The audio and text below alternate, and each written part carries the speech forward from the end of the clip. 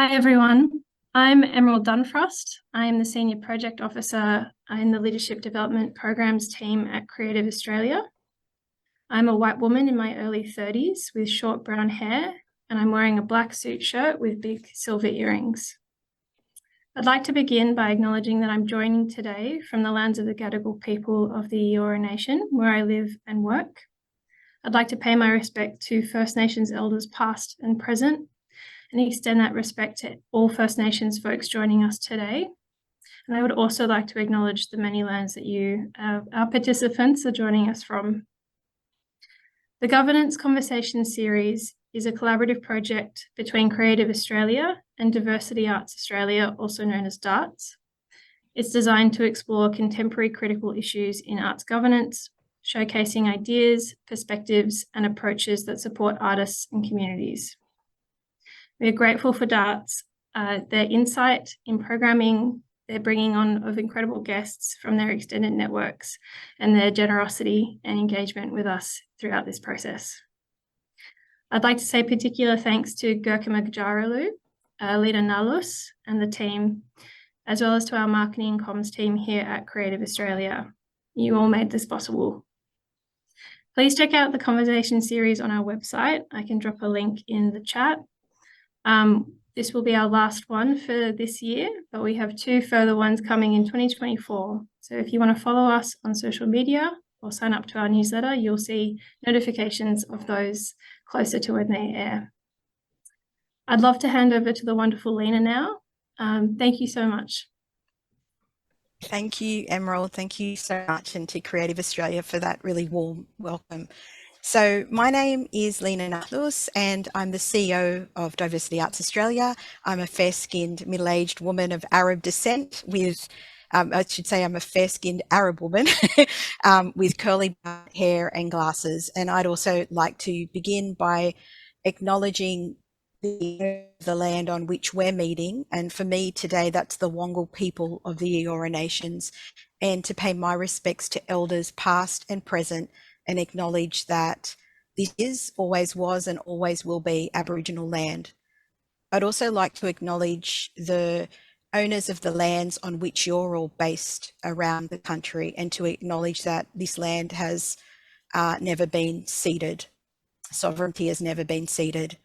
So we have apologies today from First Nations leader and advocate, Professor Noreen Young, who's unable to attend today's session. Noreen is in a deep period of grief and reflection, and is observing a week of silence in response to the loss of the Voice referendum in Australia.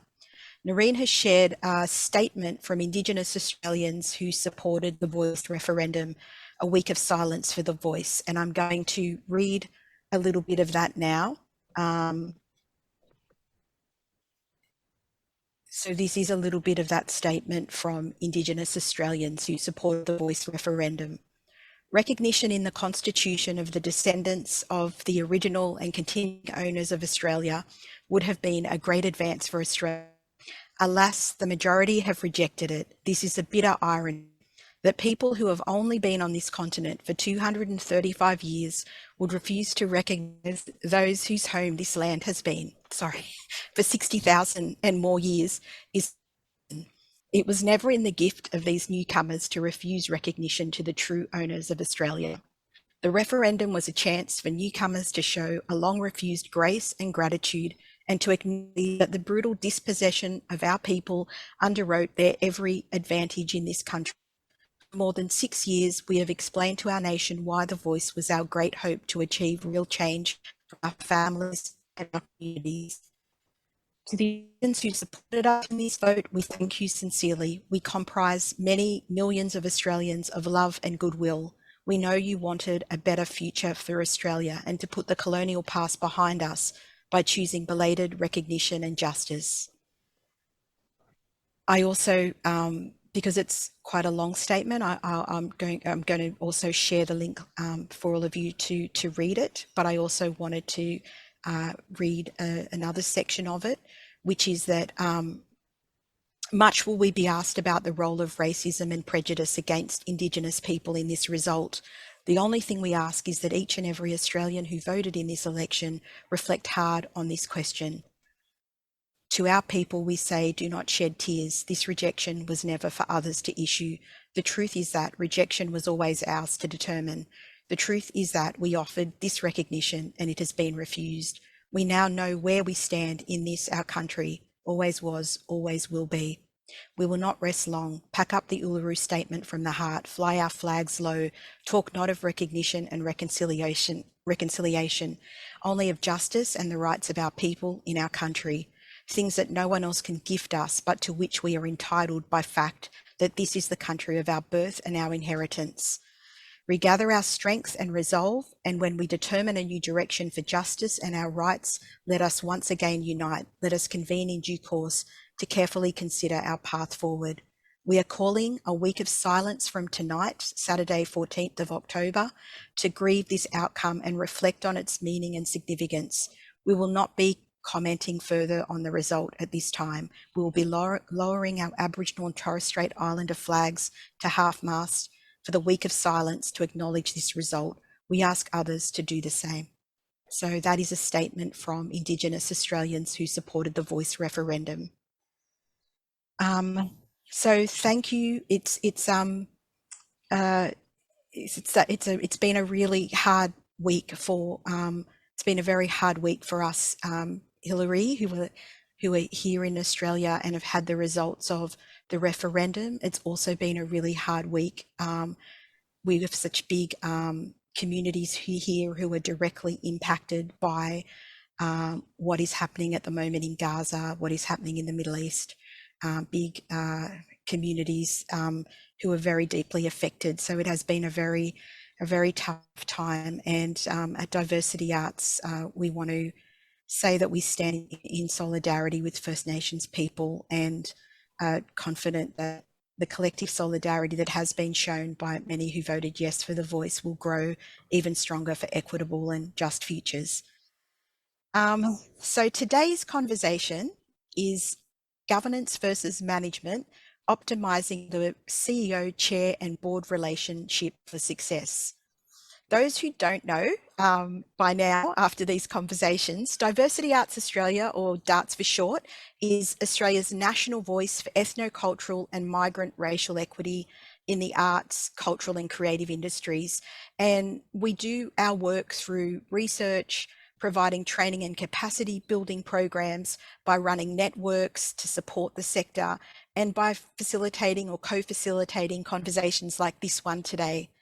We work in partnership and intersectionally with other historically marginalised communities, and in particular with First Nations and disabled organisations and individuals. So before I introduce our wonderful guest today, I also wanted to remind everyone a little bit about a few things. One is, which I forgot, is that we have two fantastic Auslan interpreters today, Yasmin Dendachi and Joanne Bug. Thank you so much. We also have two people doing closed captions. So if you would like to use the closed captions, go to the bottom of your screen and toggle over the CC, the two C's, and you'll be able to turn that on so that you can read those captions if you need them. I also wanted to remind everyone today to please check out, subscribe if you want to the Creative Equity Toolkit, which is a partnership between Diversity Arts Australia and British Council. You can subscribe very easily to really pertinent sections on the Creative Equity Toolkit. One is the topic of governance, and the other is, and they're well-curated topics, and the other is organisational culture. And the toolkit actually is really designed to be practical. It's got templates, guides, advice, and it will really supplement and support these conversations. So today, I'm so honoured to be welcoming the incredible thought leader and leadership specialist, Hillary, from Claw Leadership in the UK. Although Claw's based in the UK, Hillary is actually joining us from Morocco right now, where it's 6 a.m. in the morning. Thanks for waking up so for us, Hillary. My pleasure. So So I will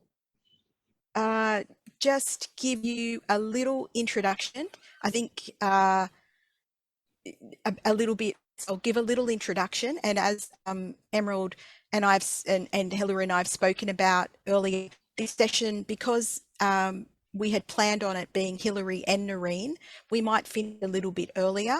We will try and answer questions, but we're just going to take it easy, be kind to ourselves today, and be a little gentle with ourselves, and see, how the conversation flows. Before we jump in, Hillary, and before I introduce you, we want this to be a useful, positive session. So we ask everyone participating to participate based on agreeing to the following values that are going to guide our conversation. These are to be respectful, professional, and to genuinely engage with the conversation, to listen deeply, be open and come in with that spirit of openness, to not be judgmental, and also to strive towards creating a culturally safe space. And that means, being respectful in the kinds of comments that you leave as well. If at any time any feeling challenged by the conversation in ways that are very stressful or difficult, please, step away, take a break, and come back. But, as Susa often says, we really encourage you also to lean into the discomfort. I feel like it's time to introduce the wonderful Hillary, who is the Executive Director of Claw Leadership, a role she took up after 6 years as a facilitator and coach, specialising in leadership development, management and organisational change. Hillary's earlier roles include Director of Cultural Leadership Program, Director Arts at Arts Council England, Director Culture and Education at London, 2012, Director of Dance for Arts Council England, Visiting Professor on Leadership Austria, and HLF London Committee member. In recognition of Hillary's contributions to the arts, culture and heritage, Hillary has been awarded 3 honorary doctorates and 3 fellowships from UK universities.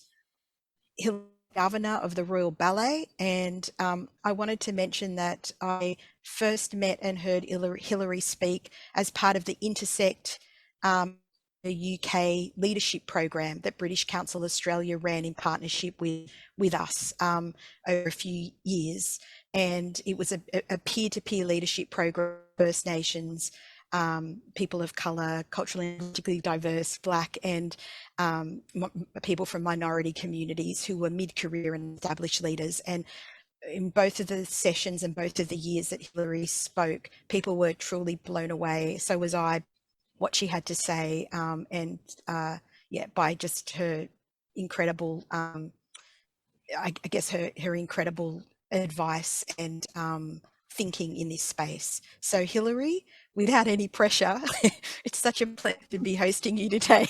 So I'm going to hand over now to you to speak a little bit about what you do about this topic. Thank you. Thank you very much. Well, after such a warm introduction, it's kind of hard to begin.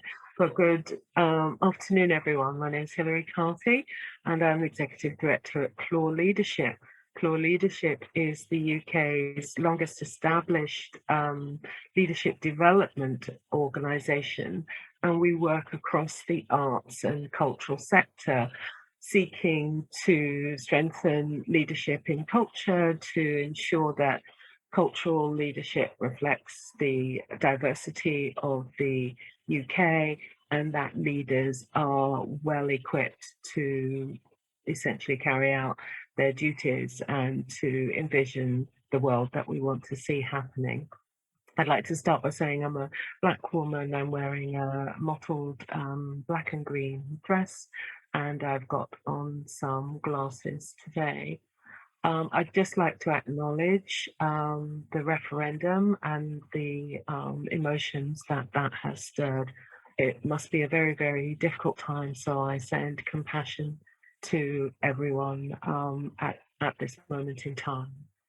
So my experience of boards and governance has been over a number of years. I've worked in different parts of the governance arena, from executive director roles, so working 2 boards, and I've been a board, a governor, school governor, university governor. I've been on the boards of several arts organizations, and so had a look at governance from that perspective as well. I think it's really important to try to understand the different viewpoints involved in governance so that you can anticipate and have empathy from for where those different comments or reflections might be coming from, what it looks like from one area or another. Something that's put forward can feel very different if you're a trustee than if you are an executive director or a member of an executive team. And those roles are quite distinct and quite different. The key element is to have that shared objective, the shared objective of having a passion for the organization, of having a passion for the aspirations, ideals, vision, mission, values of the organization, and having that shared desire to see it do well, to work through the challenges, work positively through the challenges, and from the governance perspective, to really ensure that you are adding value to the executive and supporting the executive in achieving those ambitions. So for me, it really starts with that shared value, shared aspiration, and shared vision. Everyone needs to be aligned with what we're trying to achieve. And then we can work through the different ways that we can work together to make that useful and make that strong. I think that if we look specifically at those relationships, there are 3 things that I think that we might focus on. If we look specifically at the chair and the CEO, I think 3 things I would highlight. Of course, there are many things, but I'd highlight 3 things that I think are critical. And those things are confidence, competence, and trust. So that's CCT, confidence, competence, and trust. The board appoints the CEO, and I think it's really important that the board demonstrates its confidence in the CEO. This must be demonstrated, and the CEO in turn must reflect that confidence in the board. So the ways that the board can reflect the confidence in the CEO is by advocating for the CEO, by advocating for the policies, the approaches, any innovations. And that advocating would be with funders, it would be with partners, with stakeholders, making sure that they are seen to endorse and really promote the vision, the shared vision, the mission, and the values. The confidence coming from the CEO is by asking for reflections from the board, asking for their opinions, and making sure that you action those reflections and opinions. So it's a two-way street. If the CEO can demonstrate that they value the interaction and they value the exchange with the board, then that communication between them brings about a confidence. So, of course, it's not everything that you're going to agree with as the CEO, but the key thing is to have the conversation to make the board and different trustees feel that their voice is heard. You can have conversations, you can challenge, you can question, you can probe, you can disagree. But the key thing is about engaging, because in engaging, you'll then find out the different views of different trustees. And that's really important as a CEO to understand where they might be coming from and to show the value in that interaction. If we move on to competence, I think that this is really, really about being respectful of each other's time and being respectful of being effective in your communication. So, from the CEO's perspective, that comes down to some real basics like get the papers well written, get the papers well drafted, and get them out on time. I'm a bit of a stickler for that, I have to say. Get them out on time. get them out at least a week in advance. Make sure that there's a weekend in there so that people can read the papers in work time if that's what they need to do, or in their own time if that's what they need to do. I would suggest it at least a week in advance. Make sure that the papers are legible, that they have clear points that you want the board to take a view on, that you give as much instruction as possible so that they can work through the papers, know what's being required of them as a board, as trustees, and can comment effectively. I think the other thing in terms of demonstrating that competence is for the CEO to follow through, create the minutes of the meeting, draft them well, create the notes of the meeting, create the actions, and follow through. So for me, that means writing them down. It means having a bit of a tracker, and it means reporting back again the next time to say, right, we agreed this, I've taken it that far, we haven't quite finished the action, but I'm on the case and I expect that we will be finished at this time. What that does is it demonstrates that you are being respectful of the decisions that have been made at a meeting. You're following through, and that shows value in the actions that were described. For the trustees, that again needs to be reflected. If you have agreed to follow up on some action yourself, perhaps make contact with a stakeholder, or perhaps raise an inquiry somewhere, it's really important for you to follow that through as well, and then report back at the next meeting or report into the CEO about where things are happening. So that competence is about really following through on the actions. If you're a trustee, please read the papers. They've been written in order to inform you as you prepare for the discussion. Read the papers, prepare to ask the questions that are about the what questions, but also the how questions, and ask the questions that show that you are using the information. One of the things that I think is less useful is to be correcting typos or correcting fundamentals at a board meeting. Oh, just send an email to the chief exec if there's some fundamental mistake. Just send an email to say, look, this, and this aren't quite as they should be. But use the board meeting to actually have an exchange and a useful conversation rather than to mark someone's homework. That competence, when it's a two-way thing, means that everyone can really progress. They can really move on with that high level vision, and that exchange becomes useful. And when you do those two things of demonstrating confidence in each other, of being competent with each other and following through, being respectful of people's time and commitment and all of those things, then that leads to trust. And trust is completely critical between that board chair and CEO.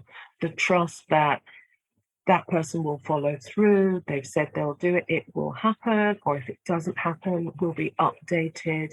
We will get an update at the next meeting.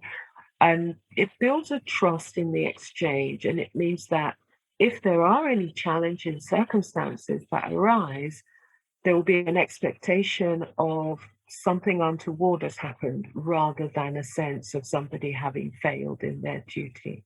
So I'd really very much say that those three things are part of the fundamentals in terms of establishing effective relationships between the chair and the trustees and the CEO.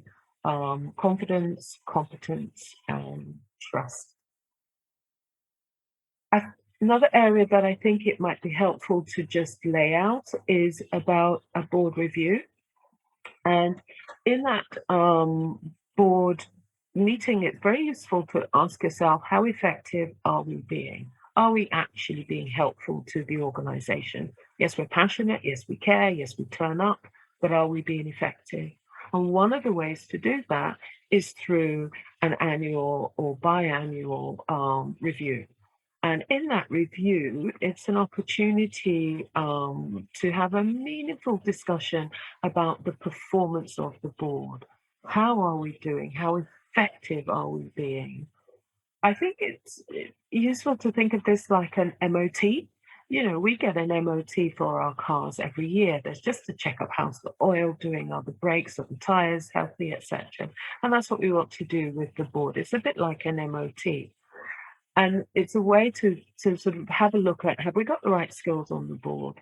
Is there any area that we're really needing that we don't have? So when we do our next trustee recruitment, perhaps we should highlight whether it's finance, or it might be IT, or it might be digital, or it might be something else. I would suggest that the way to do this would be a short questionnaire sent out by the chair, just to get trustees thinking, quite short because no one's got lots of time to write big essays, but just a few questions that are pertinent, questions about skills, questions about the nature of discussion at board meetings, questions that say, do you feel sufficiently prepared? Are the papers coming to you and enabling you to have a view? Do you feel that the discussion at the meeting is helpful? Are there ways that we could improve that? So questions around the sort of look and feel, as it were, of the meetings and the way the board progresses in the meetings and between meetings. And then follow that through with a discussion. So it's not just a tick box answer and scores of 0 to 5.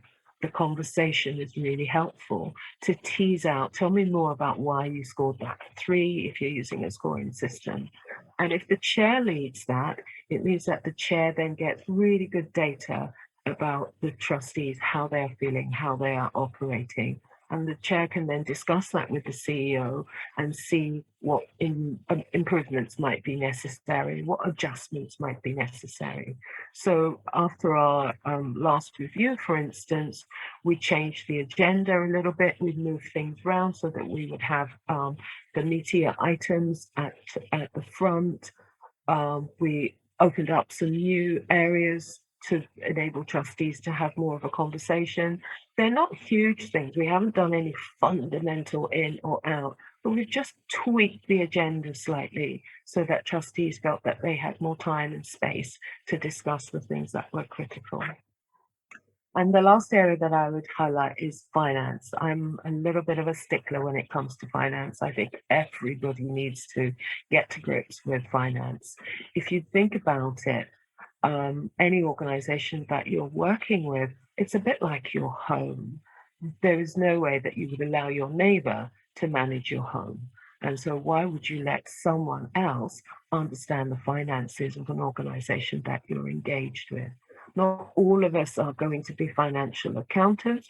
There are chartered accountants. There are very specific skills. And I have a lot of respect for finance directors and chief financial officers and all of those people.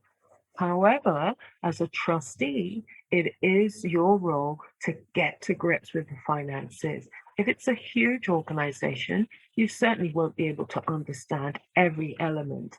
But is there one area that is close to your expertise, your skills, where you can say, let me get to grips with this, let me understand what's happening, whether it's in the participation elements or the education elements or in the management elements, or, I understand overheads or what have you. Start with one area of familiarity. Ask the finance directors, perhaps between the meetings, if you're not confident to speak at a meeting in the first instance. Meet with the finance director and say, tell me more about this. What are the contingencies here? How do you work this element of the budget? What are the challenges? What are the opportunities? So have that discussion so that you can feel confident to then query, why have you made this decision? Why has that happened? How might we support? What other areas could you intervene? And then gradually expand your knowledge of the finance wider and wider. So it's not your role to manage the finances of an organization as a chair or as a trustee, but understanding what is happening and equipping yourself to be able to ask intelligent questions is really fundamental and key. And I would say start where you are, work slowly, but build up your financial literacy because it's really helpful. And I have to say, finance directors usually really enjoy when people take an interest in their work. because the finance is so complicated. Lots of people can just kind of go, oh, I'll leave it to the treasurer. I suggest have a conversation with the finance director and give them a chance to talk to you. That was fantastic. Thank you. Thank you so much, Hilary. That was a really strong introduction, and there was some really practical advice. And for those who, just a reminder that today we're talking about governance versus management, how to optimize the CEO, chair, and board relationship for success. So that's the topic today. And it was really good to hear from you about those three elements: CCT, confidence, competence, and trust, and the importance of board reviews and finances, of course. So I wanted you to talk a little bit about, you were saying how there needs to be a kind of relationship of mutual trust between the board and the CEO. There's a bit of reciprocity there. And there needs to be trust and respect given to the CEO, but also and demonstrated by the board, but also from the CEO back to the board as well. How do you, and this is a question that keeps coming up in the last three governance conversations, how do you manage a CEO as a chair of a board? And quite often when I've been on boards, you feel a little bit outside sometimes of the organization, and you don't always necessarily, you know what you're told, but you don't always necessarily know the broader the broader context. And maybe I think I'll stop there with that question. How do you manage a CEO when you're the chair of a board, or when you're part of a board? Okay. I mean, I think, firstly, it's important to say that the views that I'm sharing are views that have come from my experience. It's not the only way.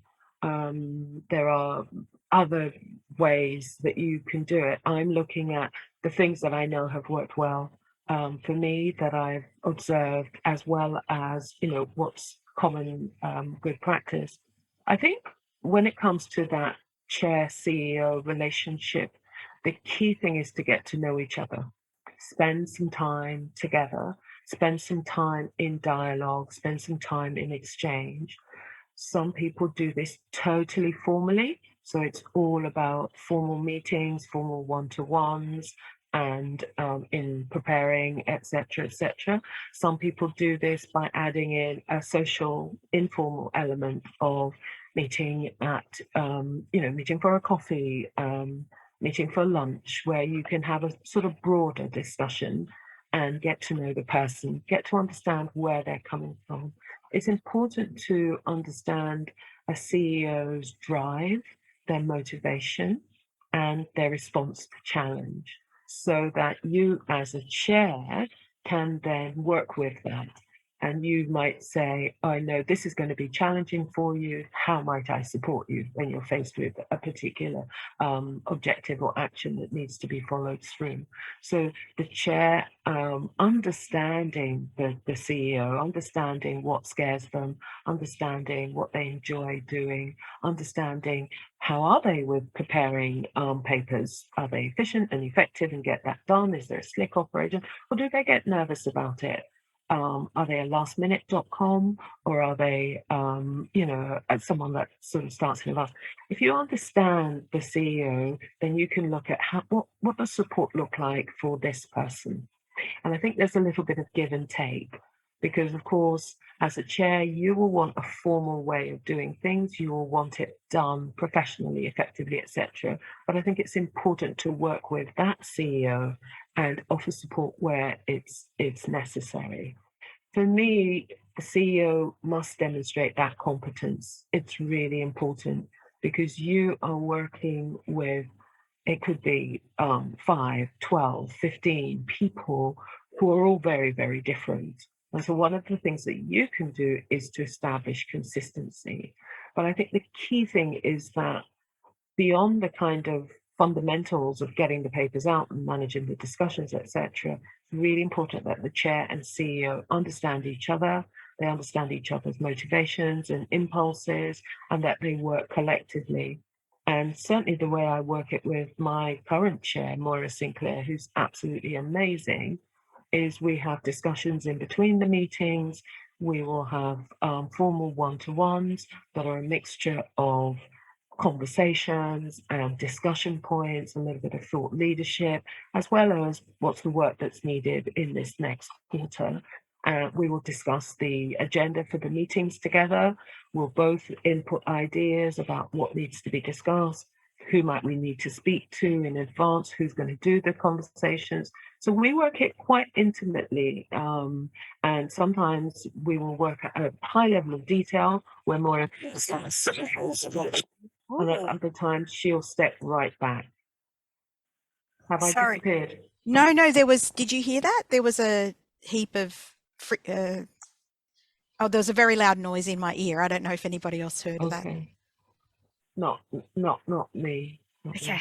Apologies for that. So- That was, if you don't mind flowing on as well to kind of, I guess you've touched on it already, but the role of, I guess, the CEO in managing, in a way, in managing the chair and the board as well. Sorry, did I get that wrong? Did I say that right? No, it's fine. I think the key thing is that it's a two-way street. I think from the perspective of the CEO, I'm always mindful that the board's time is very precious, that they're in voluntary roles, it's not paid, this is not their full-time job. They have got sometimes little time, sometimes a lot of time, but we don't want to take that for granted. So that's where I would try to meet with trustees. I would try to get to know them. I'd try to get to know what their motivations are, what areas are they particularly interested, what are the areas that I might call upon. And I personally, I work that in between meetings as well as at the formal meetings. And you can't be meeting with 12 people for a coffee. You'd never get any work done if you're doing that, on a quarterly basis. But I try to work my way through over the course of a year, 18 months, just to make sure that I've tried to catch up with one person or another. That's fantastic. I love how practical your advice is. I wanted to, and how doable it is, how implementable it is, I suppose. And I wanted to ask you, for me at Diversity Arts, I have a regular meeting with my chair every 3 weeks, and that is fantastic for just keeping that communication going, because our meetings are only every quarter, so you wouldn't want to leave it for, there to be, quarterly updates as well. And then we give little updates in between where I'll do little email updates to let the board know what's happening so they don't feel too disconnected.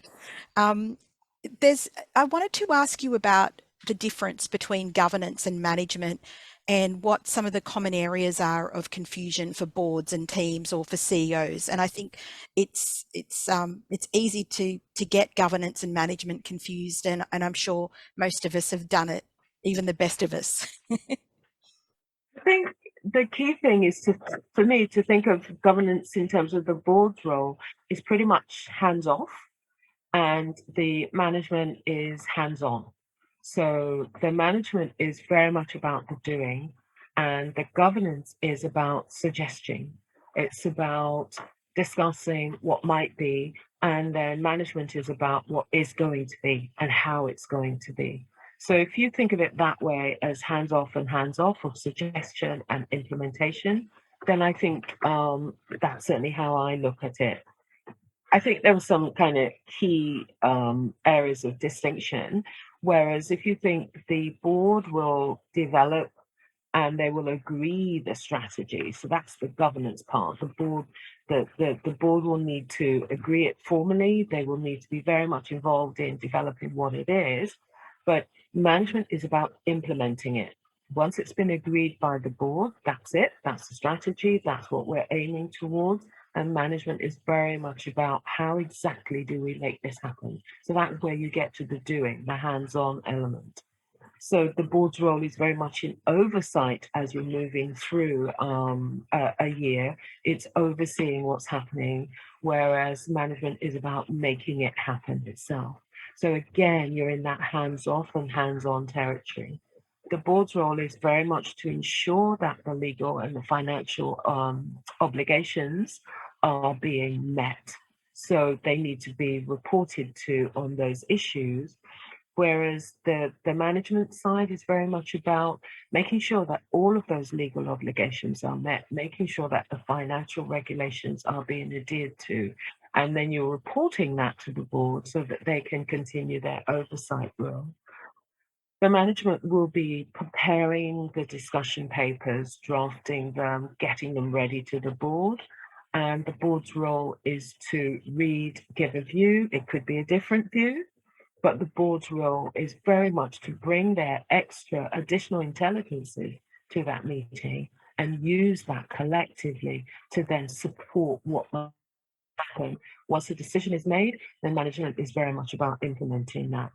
I think one of the key differences is that the board's role is to advocate. The board's role is to really do that connection with stakeholders, really advocate for the organization. But when it comes down to actually leading the organization, actually managing the day to day, then that's a management role.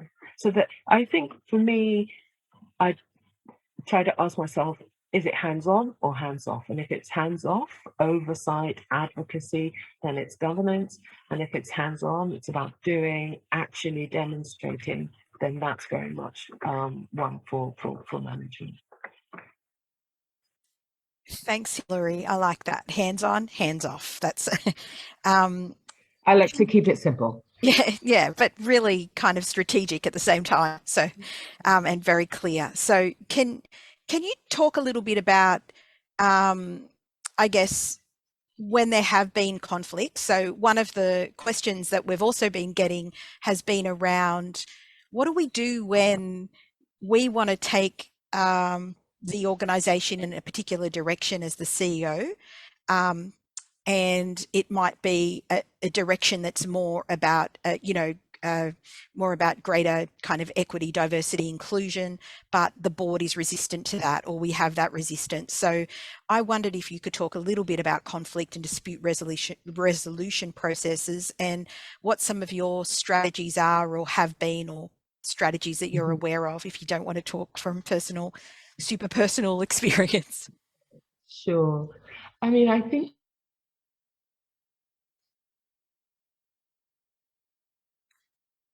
Oh, has opinion. Hillary?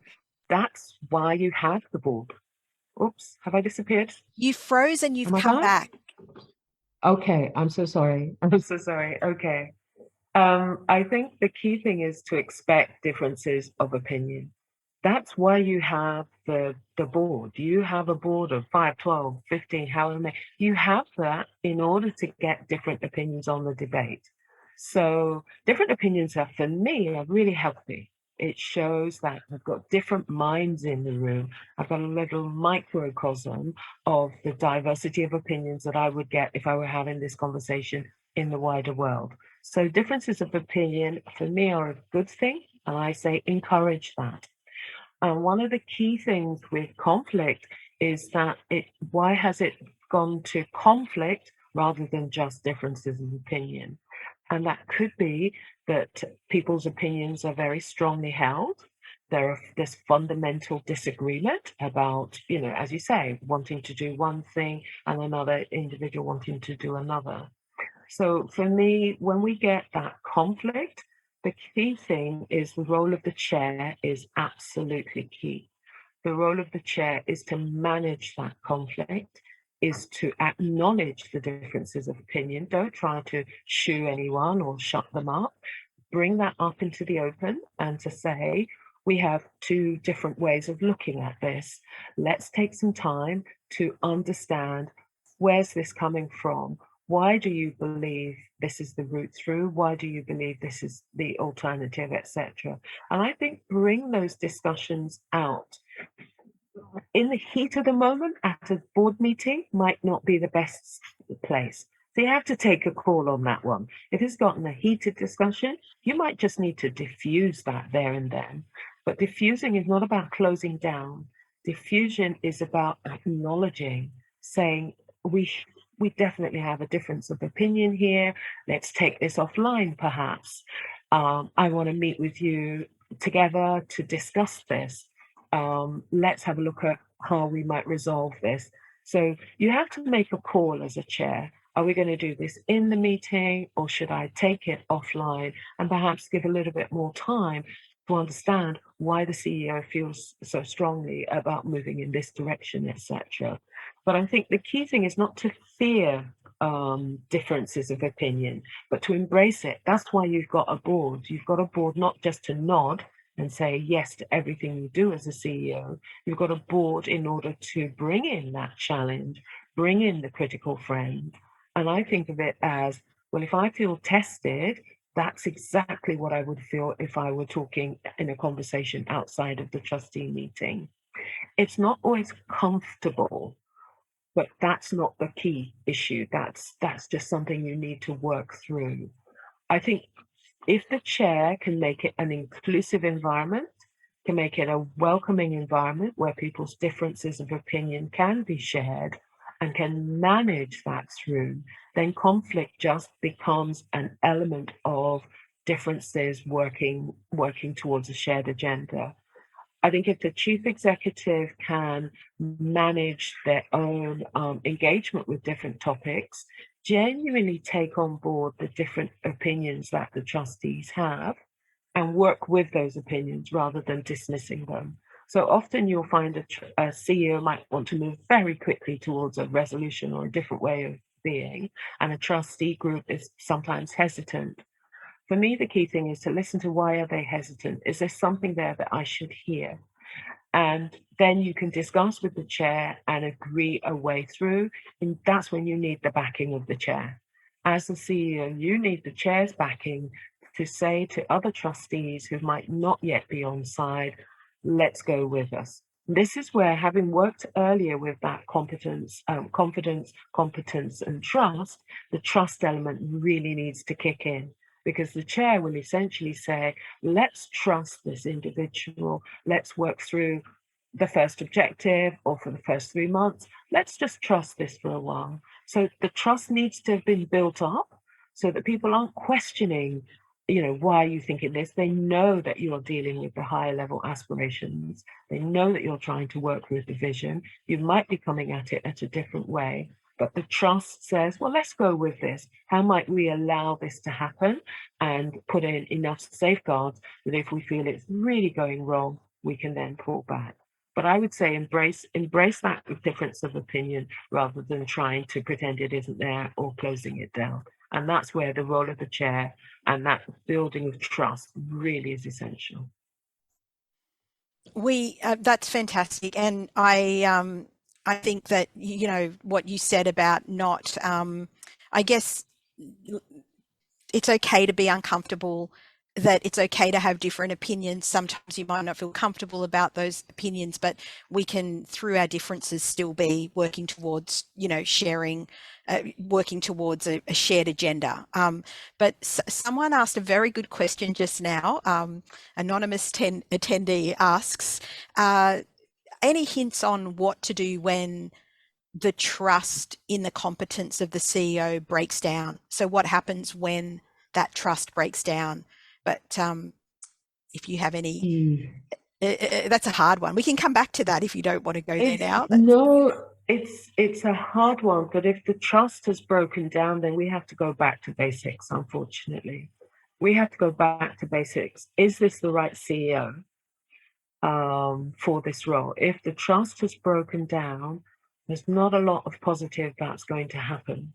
So the chair, again, needs to really step in, perhaps take some advice from other trustees. Is this a shared view of the CEO? Do other trustees feel that the trust has broken down? What's the view, generally speaking? And the chair needs to make a call on this. Are they in favor or not? Do they have the trust? Do they have the competence? And that's where a dialogue is completely essential with the CEO, to express that there is a sense of perhaps unease or some questions about their effectiveness. And the chair can support the CEO in looking at, how can I build that trust? What do we need to do in order to build the competence? So the chair has a critical role if there's a lack of confidence and trust. If it really is unresolvable, then the board need to take action and to change the CEO, because that's a key role. As I say, it's not something I think you can do lightly. It's not something that you would want to take as a first option, but it is there as a recourse. But I think the first thing is to just try and understand the extent of the lack of trust, the extent of the lack of, feeling that this is the right person. Make that a two-way exchange as much as possible. But if the relationship is completely broken down and there isn't a sense that the CEO is leading the organization in the right direction, then you really do need to have that fundamental conversation. Thank you so much. And thank you, anonymous attendee, for that question in the Q&A box, where if people have any questions, and we'll attempt to answer them as we go, or at the end if we have time. I wanted to now turn my attention a little bit to another question which is still a very practical kind of question. And you talked a little bit about the role of, the board members being, use different language, but essentially being advocates for the organisation, being out there to kind of advocate. And I guess, for us as well, like, the ideal is to have board members who will also help us advocate in terms of fundraising, helping us to fundraise, helping us to tap into philanthropic funding. It's my understanding that the culture of fundraising in the UK is quite different to that in Australia, and in Australia is quite different to the US. And for a long time here, we've been able to rely on government funding, but over the past decade or more, this has kind of shifted quite significantly, and we don't have the same. We've had a lot less, government funding, a lot more pressure to kind of get philanthropic funding and to fundraise, but we don't have the philanthropic and kind of culture of charity that other countries have, even though there's that increasing kind of not-for-profit and arts and creative sectors to fundraise. And I know that personally, as someone who's predominantly worked for small to medium not-for-profits, it's actually not that easy to kind of fundraise, and we often struggle to get donations and philanthropic support, especially if you're not doing productions or outward-facing work. So after all of that big spiel, I'm wondering if you could talk a little bit about the culture of giving and fundraising in the UK, and what the approach is to fundraising and giving, and whether you were once like us, where you also got a lot more maybe support and from government, and whether that also kind of has shifted and changed. Sure. So in the UK, I think the kind of general ratio for the subsidized sector is to have about a third of your funding that would come from the government or come from the funding system.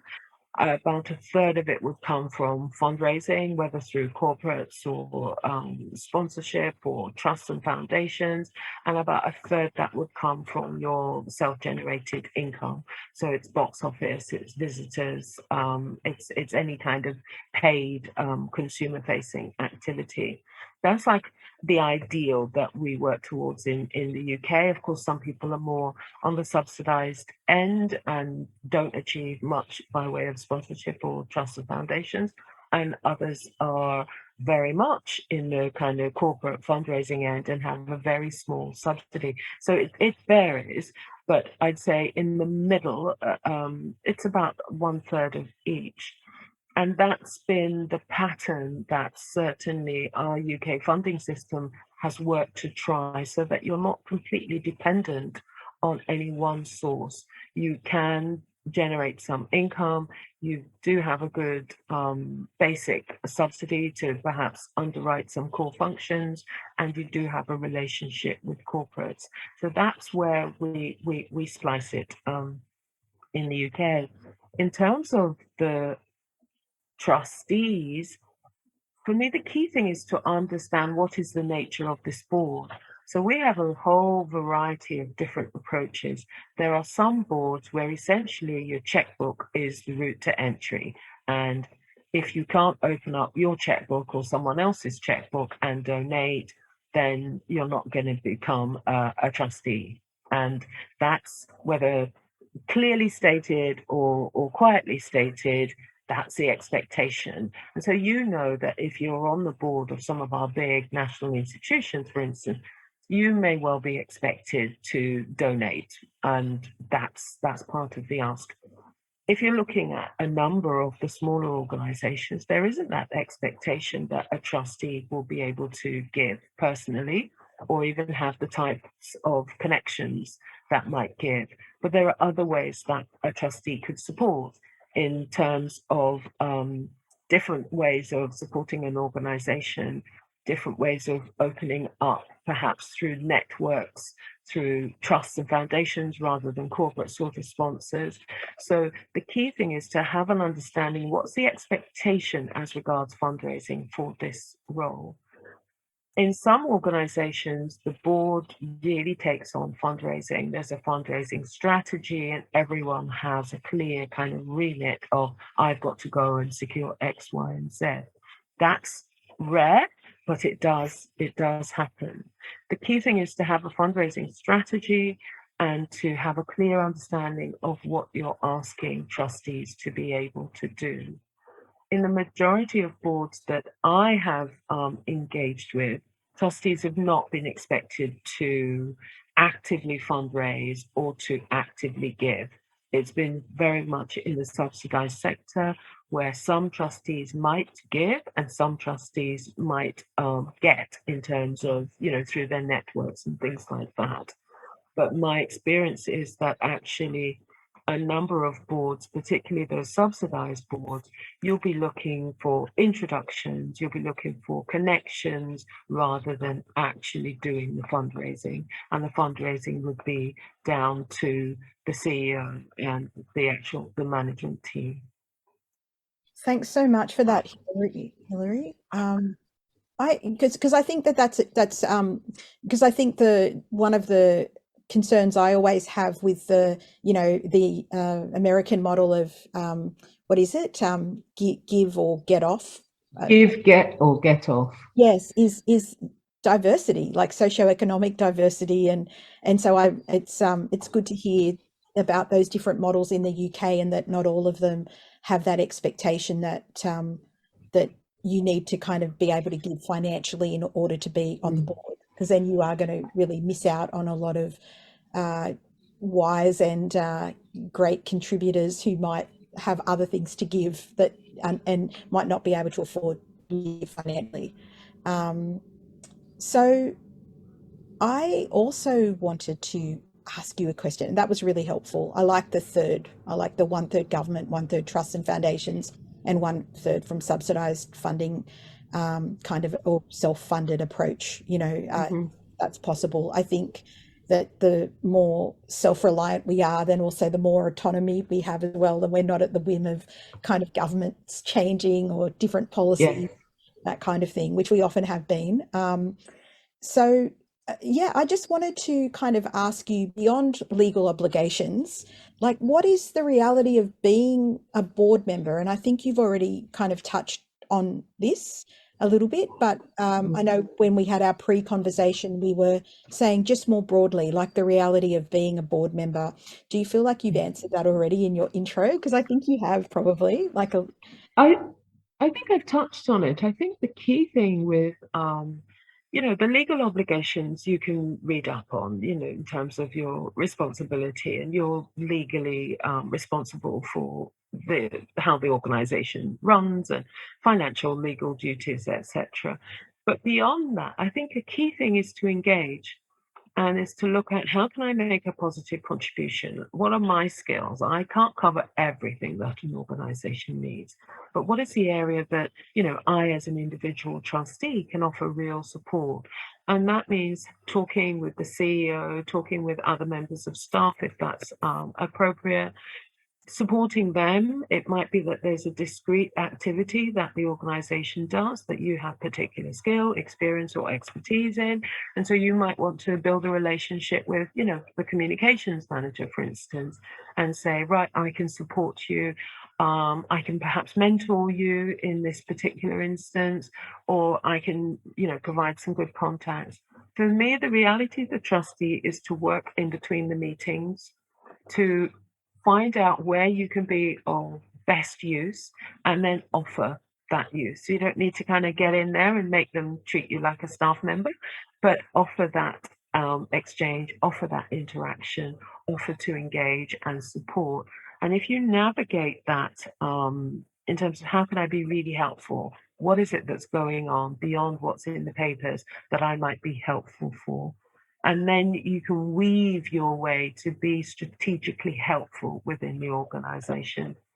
Because so much is asked of you, because it's largely voluntary, I would say really choose your boards carefully.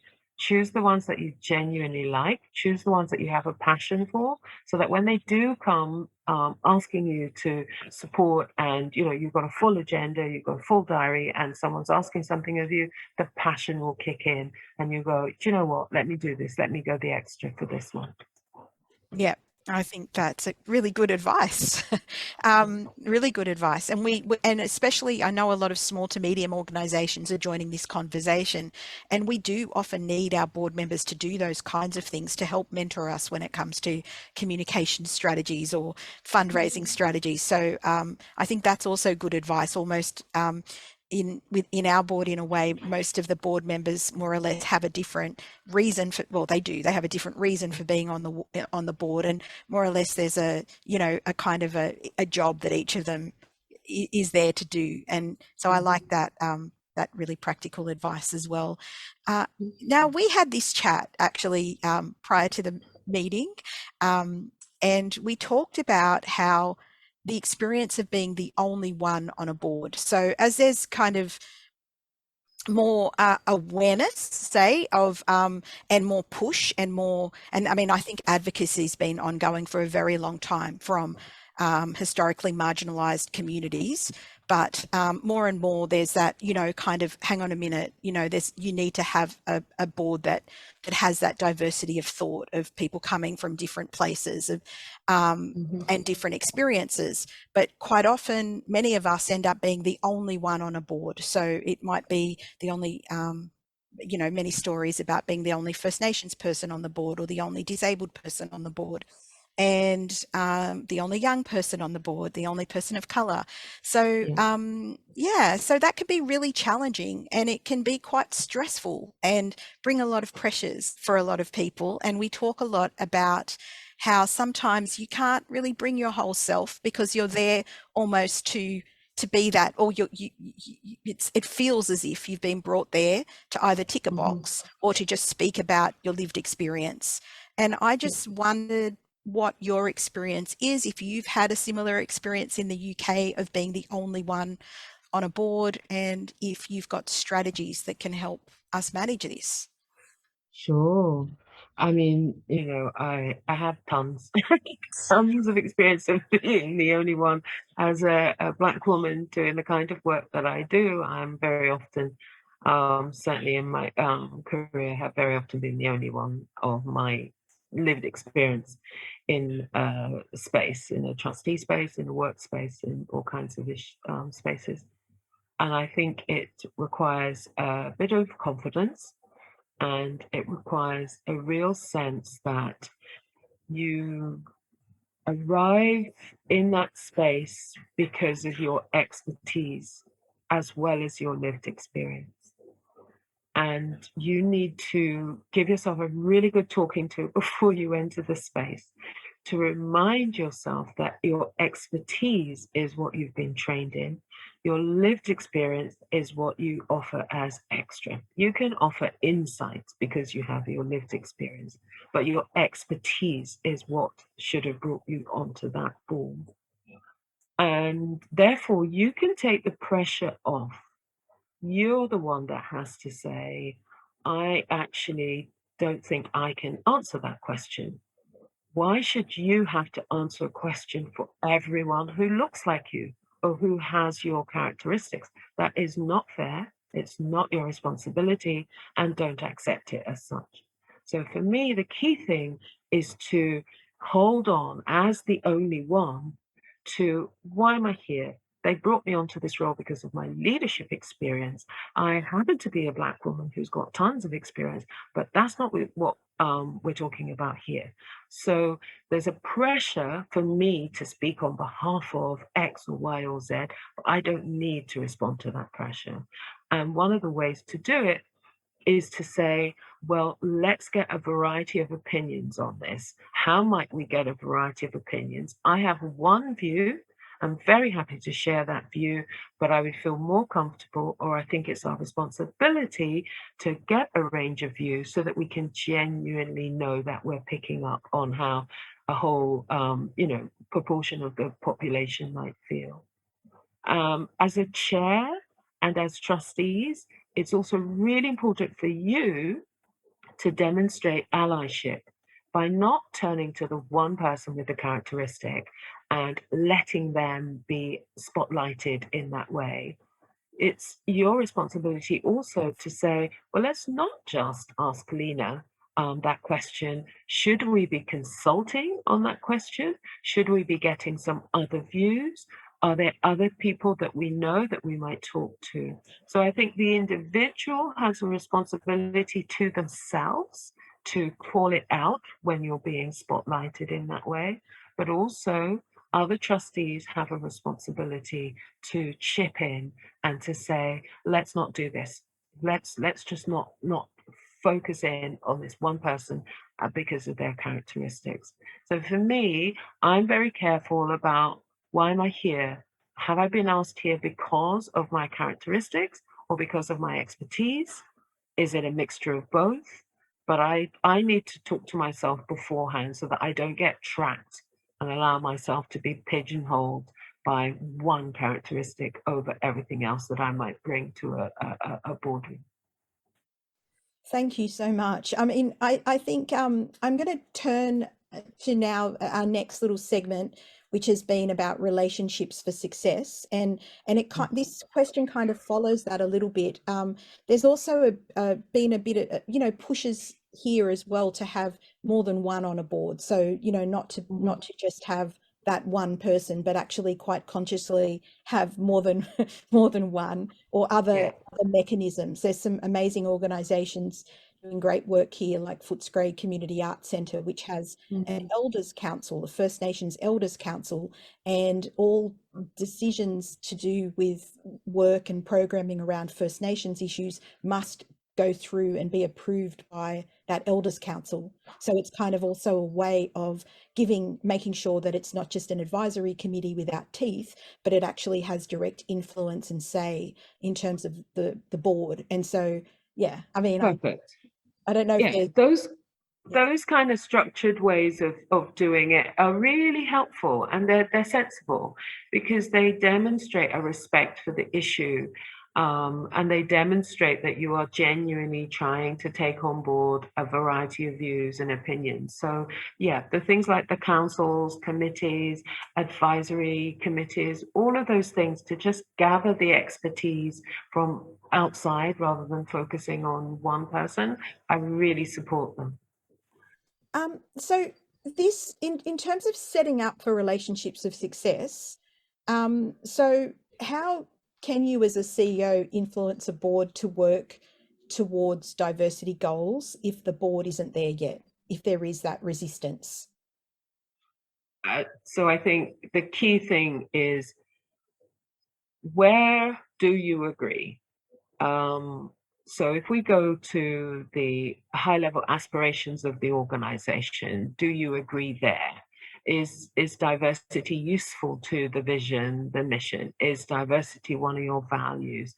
So when you're looking at trying to influence a board to go further than they might think is necessary, I think it's really important to start at a high level that you can both agree, in order to deliver our mission, this is what we need to do. So where is it that you agree?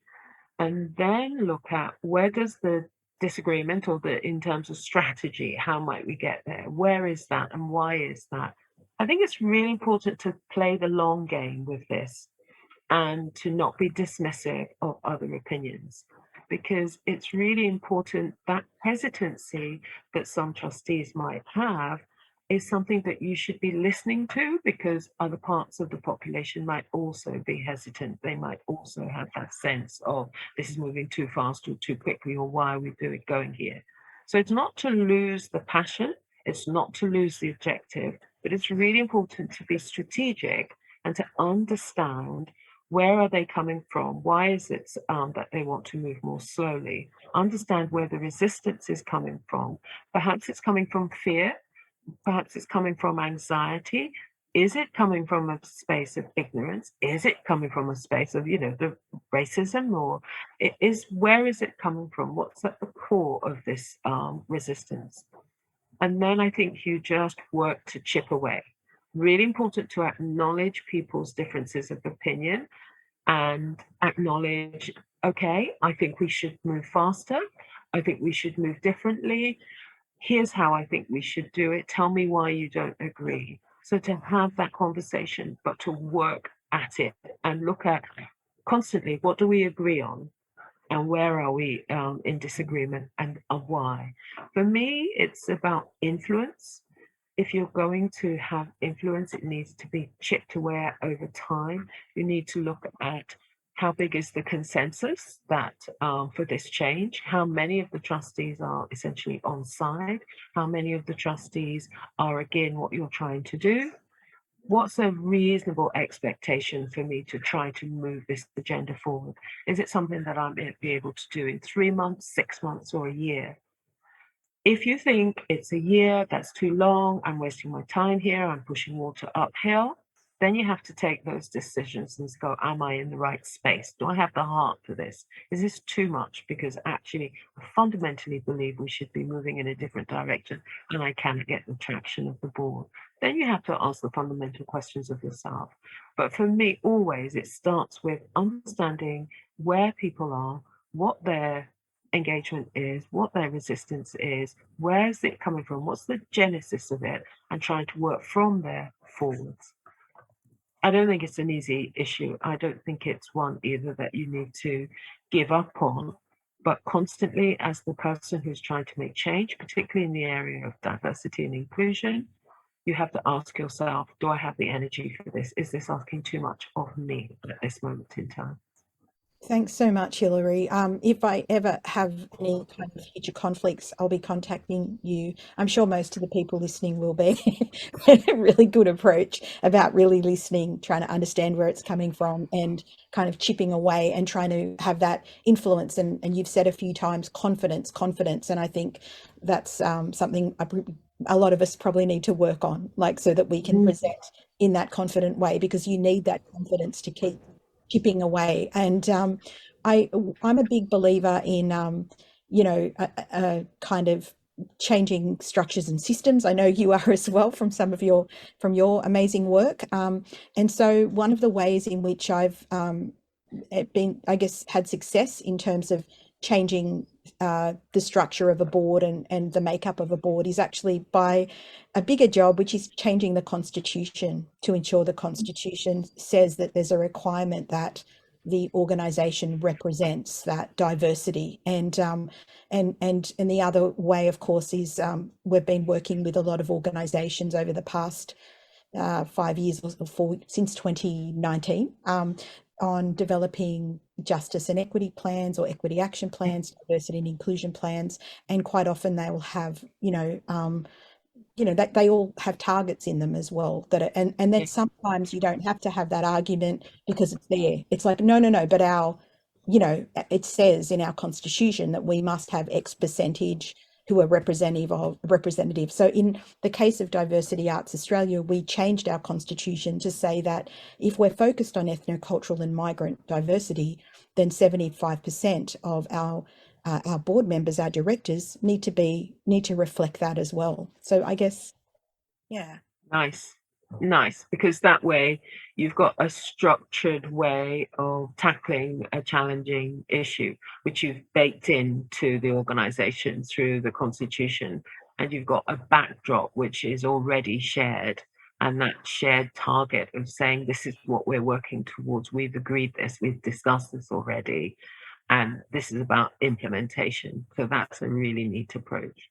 Yeah, I think because it can get very, we feel, yeah, it takes it away in a way from the personal to, it puts it into that other space. So that you don't have to have that argument every time. It's something that we've thought deeply about and agreed upon. Absolutely. Um, I think one of the key areas that CEOs have trouble with is how to keep board members active. And especially for those of us in small to medium organizations, I kind of feel like it should be in my position description, like, actively engage board members because because when we don't, they step away. And I know that I've been on boards where I feel like people are not asking enough of me, and I don't want to be a token person on a board. I really want to contribute. And I've had board members say that to me as well, say, look, the reason I left that other board or those other boards were because they weren't really engaging me, and I want to be engaged. So how do we do it? And what's too much and what's too little? What's a good, how do we do it? Particularly when when we're not necessarily really big organizations. Yeah. The majority of arts orgs in Australia are small to medium. And yeah, Well, I think the first thing is it's not an organization's job to keep a trustee entertained. That's not an organization's job. Um, and if you're a small team, you can't be spending time actively engaging every single trustee.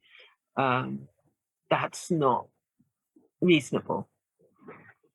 I think the key thing is to establish what the trustees' areas are, what their strengths are, and how they can genuinely support the organization, and to try to agree with them what's reasonable. So there are some trustees that have quite a lot of time availability and they would like to be fully engaged, but you as an executive team or the CEO just don't have the capacity to constantly be meeting and thinking up how else they could do it. So one of the ways that I think it's useful to do, where you have active trustees who really want to get involved, is to agree with them a kind of a shared approach, to agree with them, okay, this area we really need the support, we don't have the resources or the understanding, etc., and agree how they might be helpful. So they can then really bring in their expertise without it getting in the way of the management's role. And it's a bit of a two-way street, isn't it? It's about, I'm really keen on this as a trustee, I want to help, but if the organization doesn't have capacity to take that help, then it's not really help, is it? It's imposition. And you have to kind of really talk to yourself about, am I helping if I ask for this or try to push this on? And that's got to be agreed. So if you can, both as the CEO and the trustee, just discuss the level of engagement, the level of capacity, where, yep, I really need some hands-on support at this particular time because we haven't got the staffing, we haven't got the resources, etc., etc. With another area, you kind of go, do you know what? We've got that covered. Thank you very much. Great to have your support and your insights. Let's keep it as a level of oversight because we're doing it. So for me, all of these things come down to communication, conversations, and setting realistic expectations about what does help look like. Trustees want to support, they want to guide, they want to oversee, they want to support. What does support look like for this particular area? And trustee enthusiasm can sometimes be a little bit more than you need as a CEO. So you just need to work with it and try to make the best use of it. But you know, it's not your responsibility to keep trustees entertained. Hilary, that's just like a big burden lifted off my shoulders. Thank you. So we've got some great questions in the chat, and I thought I could. One is a very quick one. Are Claw fellowships open to Australians? Rose Connors dance. Well, I So, mean, I'll come and do one as well. I'll come with you, Rose Connors. So our international fellowships are supported through the Chevening Secretariat, through the Foreign Commonwealth Development Office, and they have a range of priority areas that they support. I'm not sure if Australia is in the priority area, but we can check that and see. But we do have international fellowships on the Claw Fellowship, and it would be lovely to have you. Thank you so much. Okay, so But Denaro asks, as a volunteer board member of a small organisation with an atypical governance management relationship, we've found that the conventional division of roles doesn't engender the kind of confidence and trust we need to be effective. Do you have experience with any tips about working with staff and executive as a board to respectfully tailor the relative responsibilities? Yeah, it's in the question, isn't it? Respectfully tailor the responsibilities and to really agree what's helpful. I think it's really important to acknowledge that in any particular instance, you are going beyond the role of a trustee. So it's important to acknowledge that actually we're asking more of you here. And in this particular capacity, you're being more of an executive role rather than a non-executive role, just so that everyone's clear on what the borderline is, and that actually in this particular instance, because of the circumstances, we need to cross it, and this is how we're doing it. I think in that case, it becomes a little bit tricky because who's leading who? Because when it comes to management tasks, the CEO needs to lead. When it comes to trustee tasks, the trustees need to lead. So when you're stepping into each other's domain, it can get really quite sticky. So it's really important then to have clear objectives. What is the work that we need to do? How do we need to do it? What's the standard? What's the time frame? And who reports into who? And to just treat it as objectively as possible and as dispassionately as possible as a task that needs to be completed rather than a role. So a trustee might be doing communication support, for instance, but the trustee is not the communications manager. The trustee is doing some communication support. If you keep it task related as opposed to role, then that's one of the ways that you can both kind of work yourself into a relationship that's sustainable and manageable. It isn't easy. But I think for me, the clear thing is to acknowledge we're stepping beyond the role of the trustee here, and we're asking for more things to happen. But be specific about what the requests are, what the timeframes are, and what the standard of delivery is. Because it's quite tough being able to say to a trustee, that's not quite what we need, or it's not quite good enough, etc. So you've got to set that out. And I would go so far as to put it in writing so that you have a clear oversight of what the expectations are. And Hilary, there's another question that I think this is probably answering it, which is, do you have a view on whether there are boundaries that should be observed by the CEO or by the board and certain tasks, domains, which should belong to one or the other, which I feel that you have answered kind of here. Well, if you look at the principles, it's quite clear that the board is on oversight and the team, the organizer is on doing. When you're with small organizations that don't quite have the capacity, there are areas of shortfall, then you are, as I say, you're crossing that, aren't you? You're crossing from one space into another. I think it's hard to try and be hard and fast when you're dealing with small organizations. about never cross this domain, never cross that domain. For me, the key thing is to understand why you're crossing it and how you're crossing it. Personally, I work with a lot of grey rather than black and white. So I don't find it useful to kind of put a hard line down. A trustee should never do this. You know the areas that a trustee is in common good practice not going to engage in, the real nitty-gritty of the doing. If a trustee needs to do that, for instance, in small museums, staff of 1 or 2, you might get trustees who are on the front desk, supporting in different ways, or drafting policies for you. All sorts of things like that could happen, and they're all technically possible. For me, the key thing is to really understand when you're stepping into the management area and to be as clear as you can about what's the task that's needed.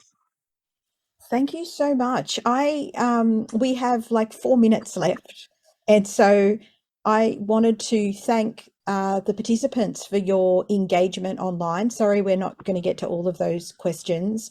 I wanted to encourage everyone again and remind you to please visit the Creative Equity Toolkit and look under the topic areas of organisational culture and governance, and hopefully that will support and also provide insights and help you continue thinking about these issues and support some of your actions.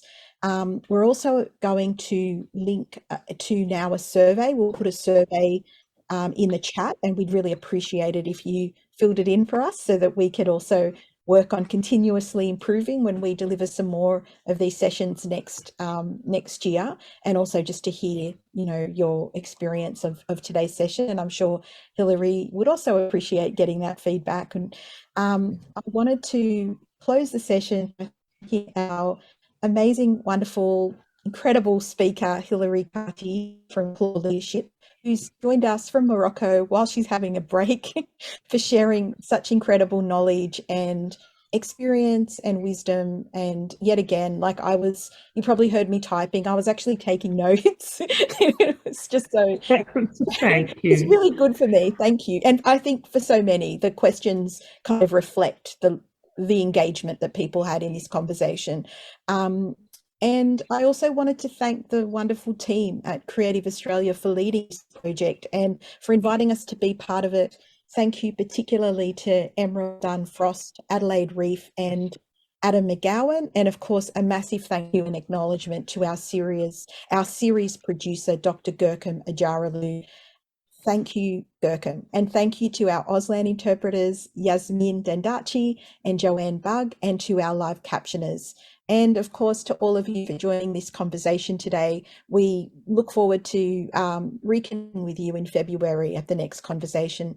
Thank you so much, everyone, and a big round of applause for Hilary that you can't hear because everybody is doing a webinar. Anyway, thank you so much.